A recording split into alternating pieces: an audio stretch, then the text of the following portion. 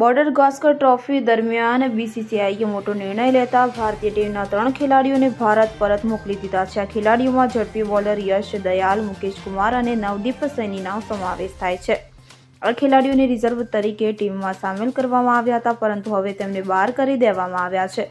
આ 3 ખેલાડીઓને ભારત પાછા મોકલવામાં આવ્યા છે, કારણ કે વિજય હજારે ટ્રોફી 21 ડિસેમ્બરથી શરૂ થઈ રહી છે અને તે બધા પોતપોતાની ટીમો માટે રમતા જોવા મળશે. આ 3 ઝડપી બોલરો બોર્ડર ગાવસ્કર ટ્રોફીની શરૂઆતથી જ ભારતીય ટીમ સાથે છે, પરંતુ ટીમ મેનેજમેન્ટને લાગ્યું કે હવે બ્રિસ્બેન મેચ બાદ માત્ર 2 ટેસ્ટ મેચ બાકી છે, તો તેમના માટે થોડી મેચ રમવી યોગ્ય રહેશે. ભારત તેની આગામી મેચ મેલબોર્ન અને સિડનીમાં રમશે. પછી લાંબા પ્રવાસ બાદ સ્વદેશ પરત ફરશે. ઓસ્ટ્રેલિયાનો પ્રવાસ મુકેશ માટે થકવી નાખનારો પ્રવાસ સાબિત થયો છે, કારણ કે તે બોર્ડર ગાવસ્કર ટ્રોફી પહેલા 2 મેચ માટે ભારત એ ટીમ સાથે અહીં પહોંચી ગયો હતો. એક અઠવાડિયામાં શરૂ થનારી વિજય હજારે ટ્રોફીમાં બંગાળ માટે રમવા માટે તૈયાર હોવાનું માનવામાં આવે છે.